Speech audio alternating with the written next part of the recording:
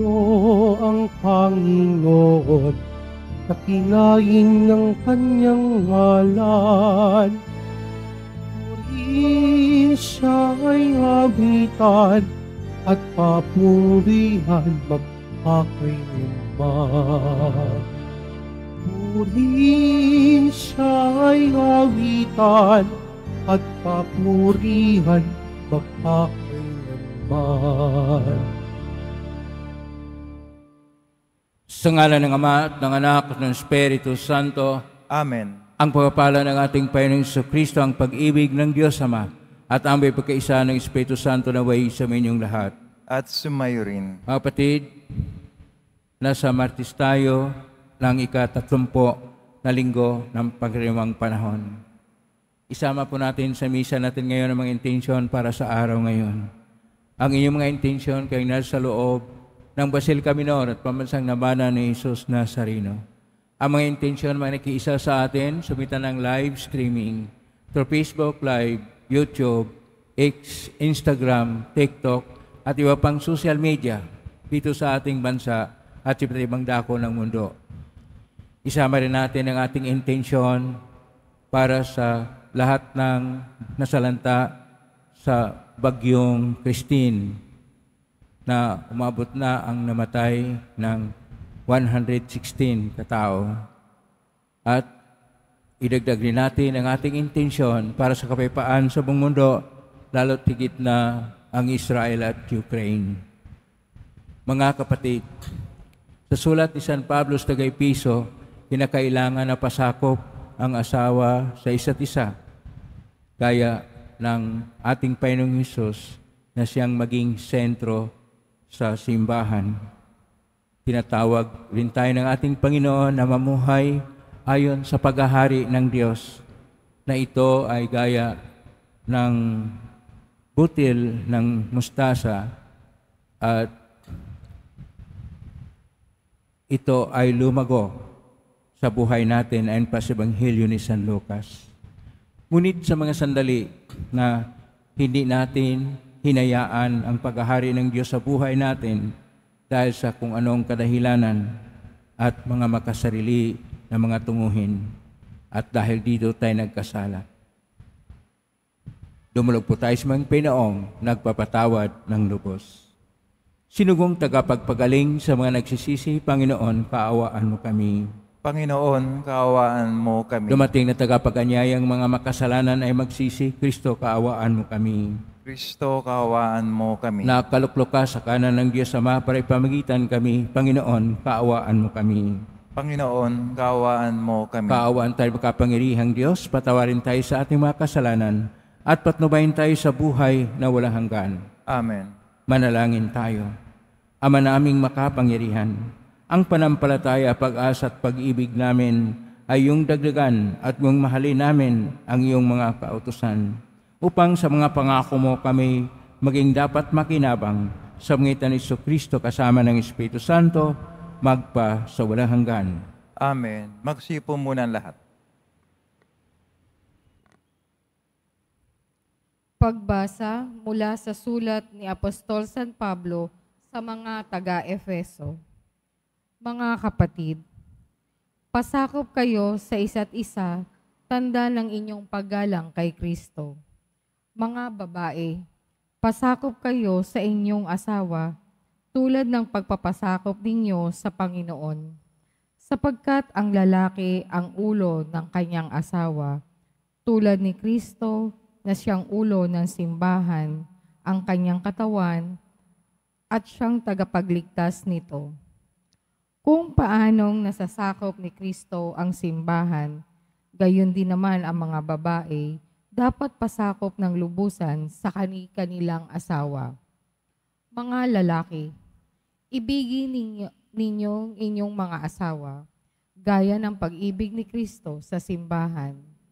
Inihandog niya ang kanyang buhay para rito, upang ang simbahay italaga ng Diyos matapos linisin sa pamamagitan ng tubig at ng salita. Ginawa niya ito upang maiharap sa kanyang sarili ang simbahan, marilag, banal, walang batik at walang anumang dungis o kulubot.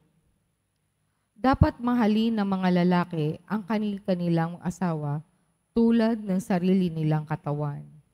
Ang lalaking nagmamahal sa kanyang asawa ay nagmamahal sa kanyang sarili. Walang taong namumuhi sa sarili niyang katawan, bagkus ito'y pinakakain at inaalagaan gaya ng ginawa ni Kristo sa simbahan.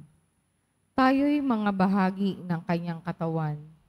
Dahil dito, iiwan ng lalaki ang kanyang ama't ina at magsasama sila ng kanyang asawa at sila'y magiging isa. Isang dakilang katotohanan ang inihahayag nito. Ang kaugnayan ni Kristo sa simbahan ang tinutukoy ko. Subalit ito'y tumutukoy rin sa bawat isa sa inyo. Mga lalaki, mahalin ninyo ang inyong asawa, gaya ng inyong sarili. Mga babae, igalang ninyo ang inyong asawa.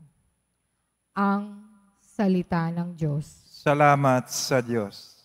Mapalad ang sumusunod na taong may takot sa Diyos. Mapalad ang sumusunod na taong may takot sa Diyos. Mapalad ang bawat tao na sa Diyos ay may takot. Ang malaalam na adhikai sumunod sa kanyang utos. Hindi siya magkukulang sa anumang kailangan. Ang buhay ay maligaya, uunlad ang kanyang buhay. Mapalad ang sumusunod na taong may takot sa Diyos.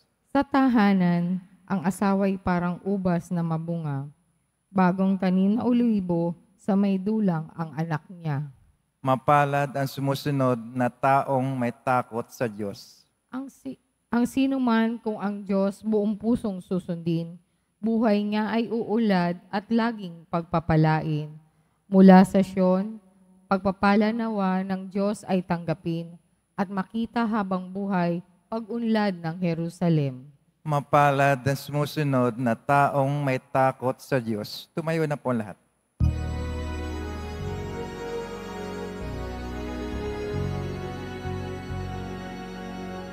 Hallelujah, Hallelujah, Hallelujah, Hallelujah. Papuri sa Diyos pagkat ipinahayag niya, hari siya ng mga aba. Hallelujah, Hallelujah, Hallelujah,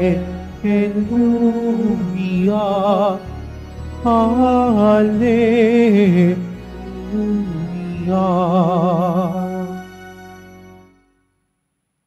Sumainyo ang Panginoon. At sumayo rin. Ang mabuting balita ng Panginoon ayon kay San Lucas. Papuri sa iyo, Panginoon. Noong panahon yun, sinabi ni Jesus, ano ang katulad ng paghahari ng Diyos? Saan ko ihambing ito? Katulad ito ng isang butil ng mustasa na itinanim ng isang tao sa kanyang halamanan.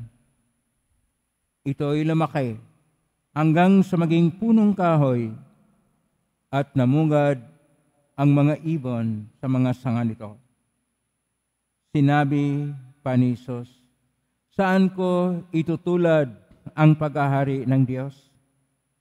Katulad ito ng libadurang inihalo ng isang babae sa 3 takal na harina.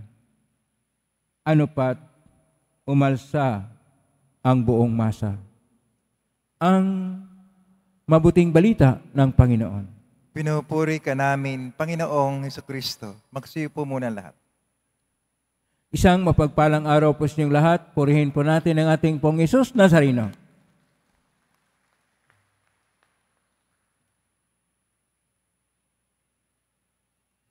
Ang atin pong tema sa ating pagbasa ngayon ay tungkol sa paghahari ng Diyos. Ang paghahari ng Diyos ay kung minsan hindi na gaanong napansin. Una, dahil sa kultura natin, hindi naman tayo nakaranas ng paghahari.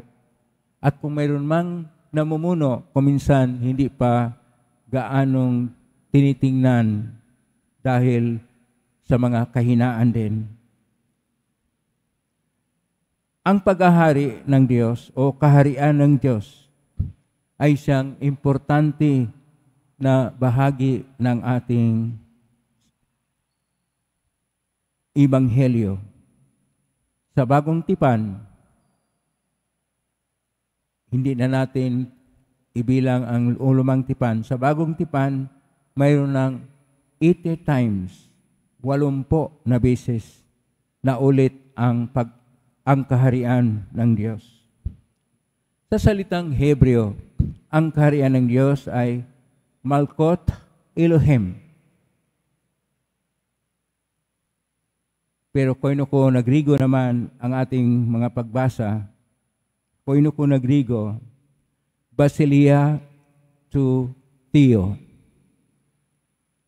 na nasali naman sa Latin, Regnum Dei. Sa English, Kingdom of God. Upang atin pong masabuhay ang paghahari ng Diyos, kailangan natin ang pagtitingin sa ating sarili, sa ating pamilya, at sa ating sambayanan. Una, tingnan natin ang ating sarili. Kailangan natin ang pagbabago. Sa Ebanghelyo ni San Mateo, Kapitulo 4, versikulo 17, sinasabi ng ating Panginoong Hesus, magbalik loob, magbago. Dumating na ang paghahari ng Diyos. Pakisabi sa katabi mo, magbago ka na. O magbago na tayo. Dahil iyon ang unang kailangan sa ating sarili. Pangalawa, tungkol sa pamilya. Ito po ay ating napakinggan sa ating unang pagbasa, na kung saan sinasabi sa sulat ni San Pablo sa Taga-Episo, Kapitulo 5, verso 21 hanggang 33, na dapat pasakop ang isa't isa sa loob ng tahanan o sa loob ng pamilya, na ang mga lalaki sumusunod sa kanilang asawa at na babae, at ang babae sumusunod sa kanilang asawang lalaki, at sila ay magmahalan sa isa at may paggalang, lalo tigit na ang mga anak, magmahal sa kanilang mga magulang at gumagalang sa kanila.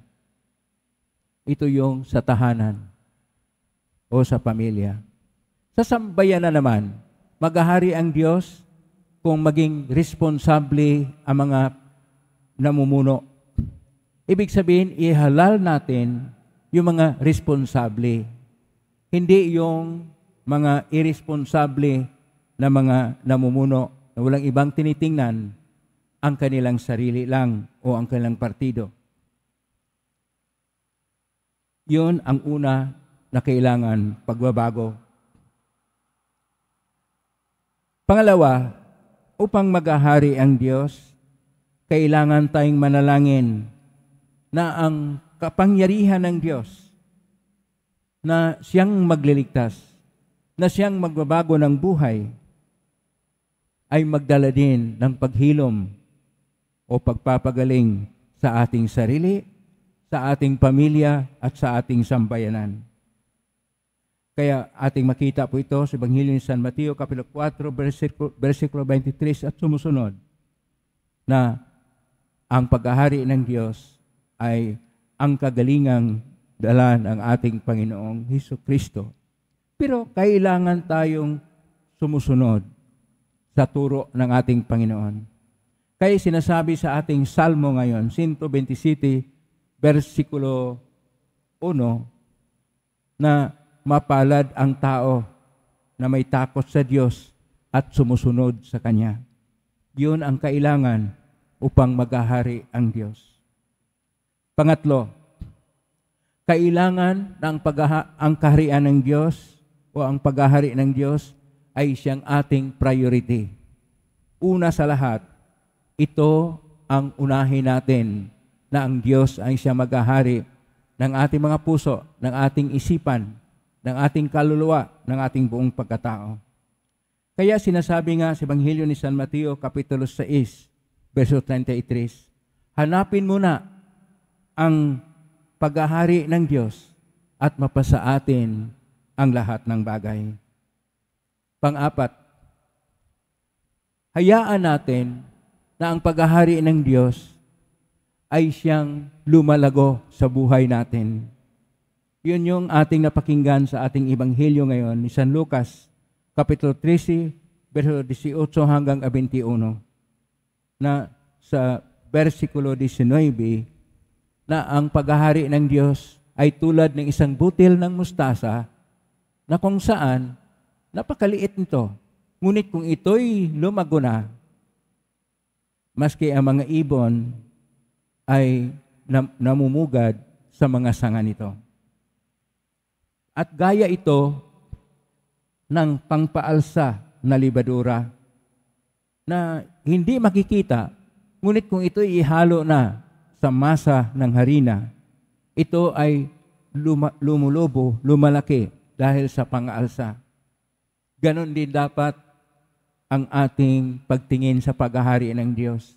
Hayaan natin na ang mga turo sa Ebanghelyo tungkol sa paghahari ng Diyos sa ating buhay ay siyang ating palaguhin, ay siyang ating bigyan ng pansin, ay siyang ating pagnilay-nilayan, namnamin at isabuhay. Ito ang panglima ay kailangan tayong magpatuloy at magiging matapat sa ating pagpapahayag ng ating pananalig sa Diyos. Dahil sinasabi sa Ebanghelyo ni San Lucas, Kapitulo 9, verso 63, sinasabi ng ating Panginoon, kapag ka ikaw ay nag-araro at hawak mo ang araro, hindi ka na pwedeng lilingon. Huwag nating tingnan ang mga nakalipas na pinagdaanan ng buhay o ng mga masakit na pangyayari. Move on tayo.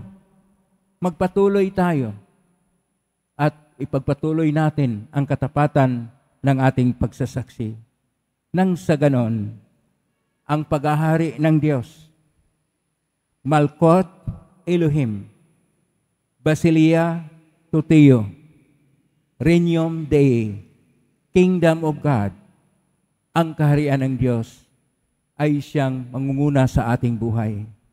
Huwag ang ating sarili, huwag ang ating mga hilig na masama, huwag ang ating mga bisyo, huwag ang ating mga yabang at mga mapagmataas na sarili, huwag ang ating makasarili na mga tunguhin at mga personal na interes.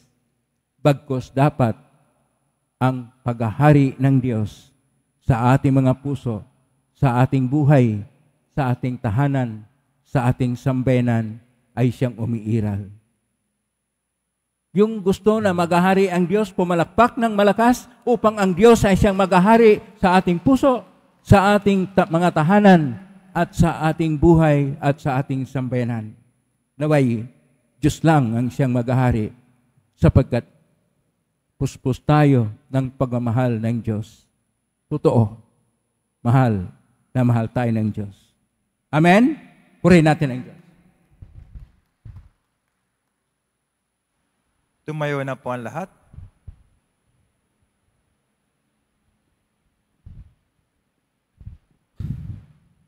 Minamahal ko mga kapatid, tulad ng isang malaking puno na mayroong mayabong na mga sanga o tulad ng butil na matahimik na lumaki. Gayon din ang paglago ng kaharian ng langit. Sama-sama tayong manalangin bilang pakikibahagi natin sa mapagmahal na plano ng banal na kabutihan ng Diyos. Atin pong itutugon, Diyos ng buhay, gawin mo na makapagbigay buhay ang aming buhay. Diyos ng buhay, gawin mo na makapagbigay buhay ang aming buhay. Ang simbahan naway patuloy na umanlad sa pamamagitan ng pagtanggap at pagbabahagi ng kaligtasan sa mga kultura at mga pinahahalagahan sa buhay. Manalangin tayo. Diyos ng buhay, gawin mo na makapagbigay buhay ang aming buhay. Iyong mga nasa programa ng pagpapaunlad ng ekonomiya, naway bigyan suporta ang mga magsasaka at iyong mga nagpapaunlad ng lupa, naway alagaan at igalang ang likas na kalikasan. Manalangin tayo.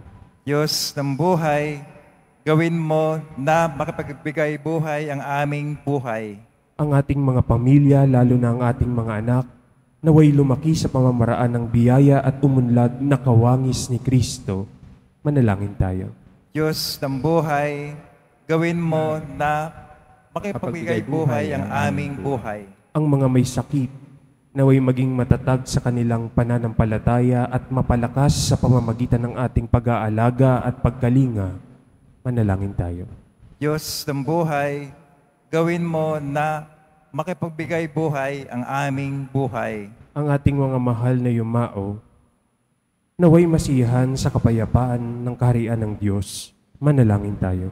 Diyos ng buhay, gawin mo na makapagbigay buhay ang aming buhay. Sa tahimik, idulog natin sa Panginoon ang ating mga sariling kahilingan.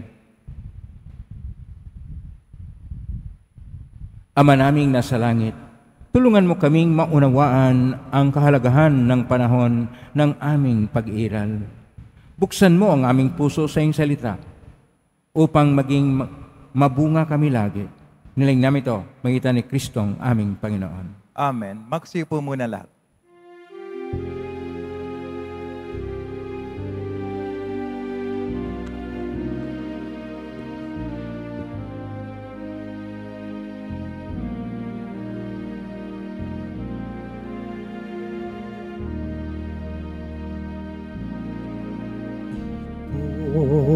Tinapay at alak na mula sa'yo muling ihahain sa kabutihan mo.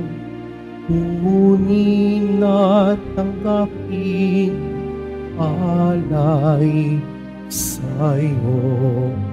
Pasasalamat ng puso.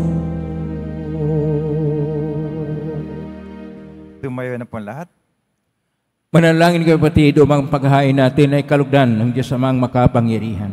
Tanggapin nawa ng Panginoon itong paghahain sa iyong mga kamay, sa kapuri niya at karangalan, sa ating kapakinabangan at sa buong sambayan banal. Ama naming lumikha, tunghayan mo ang mga alay na aming inihain sa iyong kadakilaan, upang ang paglingkod na aming ginagampanan ay humantong sa iyong lalong ikadarangal. Sa pangitan ni Kristo kasama ng Espiritu Santo magpa sa unang hanggan. Amen. Sumainyo ang Panginoon. At sumayo rin. Itaas sa Diyos ang inyong puso at diwa. Tinaas na namin sa Panginoon. Pasalamatan natin ang Panginoong ating Diyos. Marapat na siya ay pasalamatan. Ama namin kapangyarihan, tunay marapat ni kay aming pasalamatan. Pinagbigyan mong ito'y aming maihayag, kahit na ito'y walang anumang may daragdag, sa kadakilaang sa iyo ay likas.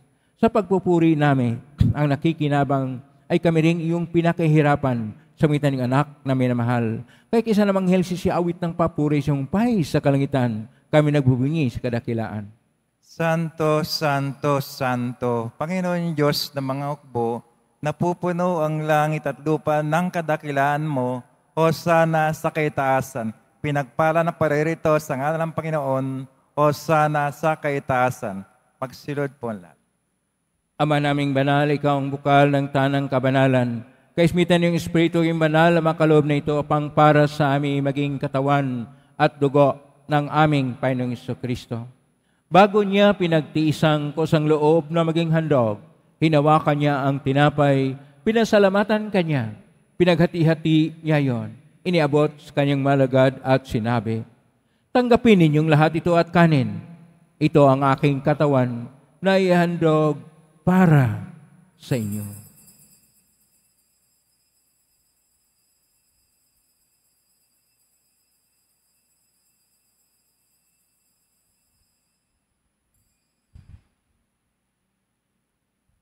Gayon din naman nang matapos ang hapunan, hinawakan niya ang kalis, muli kanyang pinasalamatan.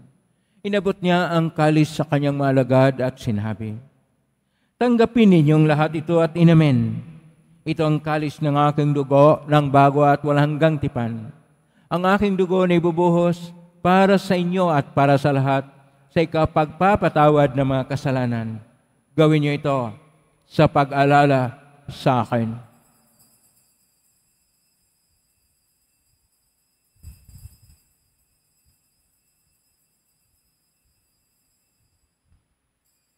Tumayo na po ang lahat. Ang misteryo ng pananampalataya. Si Kristo'y namatay, si Kristo'y nabuhay, si Kristo'y babalik sa wakas ng panahon. Ama, ginagawa namin ngayon ang pag-alala sa pagkamatay at muling pagkabuhay ng anak, kahit naalay namin sa iyo ang tinapay nagbibigay buhay at ang kalis na nagkakaloob ng kaligtasan. Kami nagpapasalamat dahil kami narapat na tumayo sa harap mo para maglingkod sa iyo. Isinasamo namin kaming magsasalo-salo sa katawan at dugo ni Kristo ay mabuklod sa pagkakaisa sa pamagitan ng Espiritu Santo. Ama, lingapin simbahang laganap sa buong daigdig. Pususin mo kami sa pag-ibig, kaisa ni Francisco na aming Papa at ni Jose na aming Obispo at ng Tanang Kaparian. Alalahanin mo rin mga kapatid naming nahimlay na may pag-asang sila muling mabuhay ganyang lahat ng mga pumanaw. Kaawaan mo sila at patuloyin sa iyong kaliwanagan. Kawan mo inapatin kaming lahat na makasalo siyang buhay na walang wakas, kaisa ng mahal na Birhen Maria na ina ng Diyos, ng kabiyak ng puso niyang San Jose, kaisa ng mga apostol, ni San Juan Bautista, ni San Roque, ni San Lorenzo Ruiz de Manila, ni San Pedro Calungsod, at ng lahat ng mga banal na namuhay Diyos daigdig ng kalugod-lugod sa iyo. May ipagdiwang nawa namin ang pagpupuri si karangal mo sa pangitan ng anak na aming Panginoong Hesus Kristo. Sa pamamagitan ni Kristo, kasama niya at sa Kanya, ang lahat ng parangal at papuri ay sa iyo, Diyos Amang makapangyarihan, kasama ng Espiritu Santo, magpasawalang hanggan. Amen. Amen. Amen. Amen.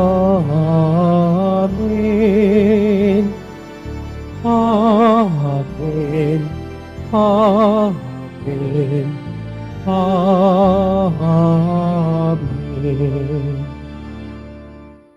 Sa tagubilin na magaling na utos at turo ni Jesus na Panginoon natin at Diyos, ipahayag natin ng lakas loob.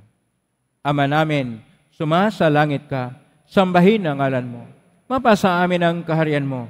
Sundin ang loob mo dito sa lupa para nang sa langit. Bigyan mo kami ngayon aming kakanin sa araw-araw at patawarin mo kami sa aming mga sala para nang pagpapatawad namin sa nagkakasala sa amin at huwag mo kaming ipahintulot sa tukso at iadya mo kami sa lahat ng masama. Hinihiling namin kami iadya sa lahat ng masama. Pagkalooban ng kapayapaan araw-araw, iligtas sa kasalanan at kalisalat ng kapahamakan, samantalang aming pinanabikan ang dakilang araw ng pagpapahayag ng tagapagligtas naming si Hesus Kristo.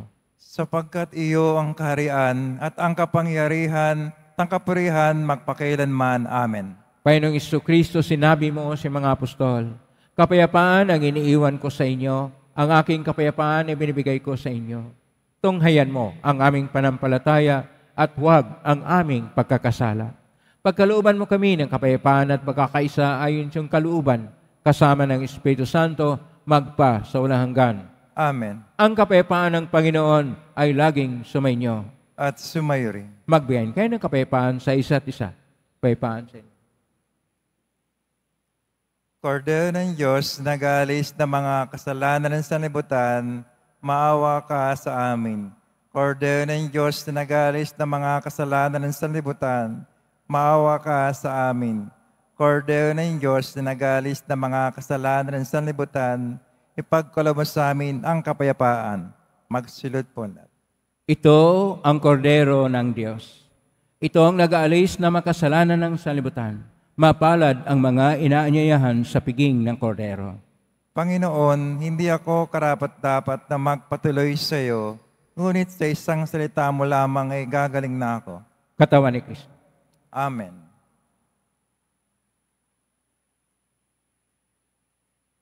Para sa lahat ng tatanggap ng banal na komunyon, sasagot po tayo ng amen pagkasabi ng pari o lay minister ng katawan ni Kristo at subo agad sa bibig bago umalis sa panampare o lay minister. Sumunod po tayo.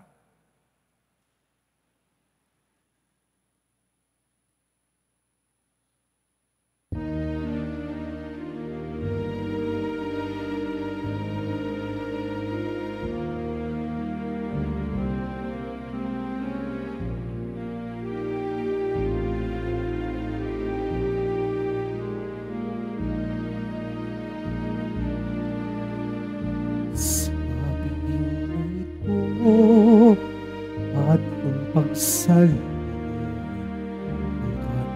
ng katawan ni Jesucristo, siya'y ating lakas at tanggulan. Panginoon Diyos nating lahat. Panginoon Diyos nating lahat.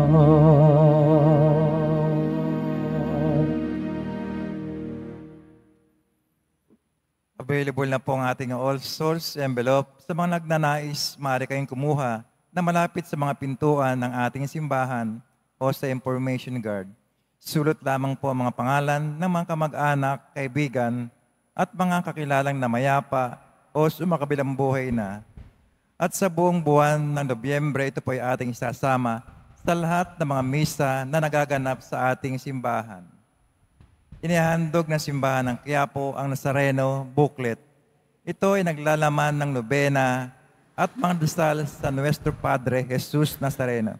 Ito po ay mabibili sa ating Parish Finance Office at nagkakahalaga ng 20 pesos.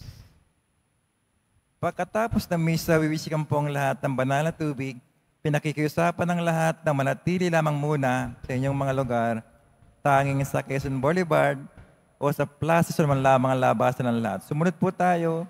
Maraming salamat po sa inyong pagdalaw at pagsisimba sa Basilica Menor at pambansang dambana ni Jesus Nazareno. Mayoy na po ang lahat. Manalangin tayo. Ama naming mapagmahal, maging lubos nawa ang aming pakikinabang sa tinanggap namin sa piging mong banal, upang ang aming ginaganap ng lantaran ay siyang aming makamtang tunay sa magitan ni Jesucristo kasama ng Espiritu Santo magpa sa walang hanggan. Amen. Maraming salamat po sa inyong pagdalaw sa tahanan ng ating pong Jesus Nazareno. Kayo mga narito, kayo manaugnay sa iba't ibang social media platform at cross-posting sa iba't ibang paraan. Naway ang inyong panalangin ay dinggin ng pong Jesus Nazareno. Salamat po sa lahat nagbigay ng tulong at donasyon sa Quiapo Church upang makatulong ang Quiapo Church sa kapwa natin mahirap at nangangailangan. Salamat po sa iyong tulong in cash or in kind. Pagpalain kayo ng Panginoong Diyos. Salamat sa lahat ng mga naglingkod ngayon. Pagpalain kayo lagi ng pong Jesus Nazareno. Plakpakan po natin lahat ng mga naglilingkod, lahat ng narito, lahat ng naugnay sa atin, lahat ng tumutulong sa atin. Naway ang Diyos ay magpapala sa inyo, mga biyayang siksik-liglig at nag-umapaw. Ang paghahari ng Diyos ay siyang dapat mangyari sa buhay natin. Hindi kung anuman, hindi ang ating sarili ang siyang mauna, bagkus Diyos ang siyang manguna at ang kanyang paghahari ang siyang umiiral sa ating buhay. Ngayon po ang pagbasbas. Mangyari po lang itas bagya, mga ibagay na basbasan. Sumainyo ang Panginoon. At sumayo rin. Mahal na pong Isus Nazareno, iniagwasan ng cross ang walang maloy na pag-ibig ng Diyos ang katauhan. Pakinggan mo kilingan ng kanan, nagsusumamo sa'yo. Makamta naman nila yung katugunan, tanggapin ang kasagutan na may utang na loob na tinatanaw. Basbasan di po ninyo ang mga dalalaming imahin, dasal at mga bagay-bagay. Basbasan may mga karamdaman. Sa pangitan ng benisyon ito na maalala ang pangakon sa binyag na ikaw ang ibigin at paglalingkuran bilang Panginoon magpa sa walang hanggan. Amen. Pagpalain ka ng makapangyarihang Diyos, Ama at Anak at Espiritu Santo. Amen. May king taglayang kabipaan, pag-ibig at pag-asa ng Pong Isus Nazareno. Salamat sa Diyos. Purihin natin ating Pong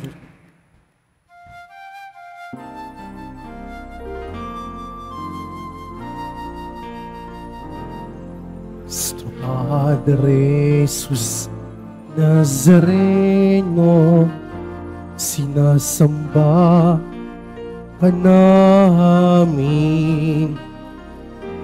Pinipintuho ka namin. Aral mo ang aming buhay at kaligtasan. Nuestro Padre Jesus Nazareno, itas mo kami sa kasalanan. Ang krus mong namatayan ay sagisag ng aming kaligtasan. Nuestro Padre Jesus Nazareno, pinarangal ka namin. Nuestro Padre Jesus Nazareno,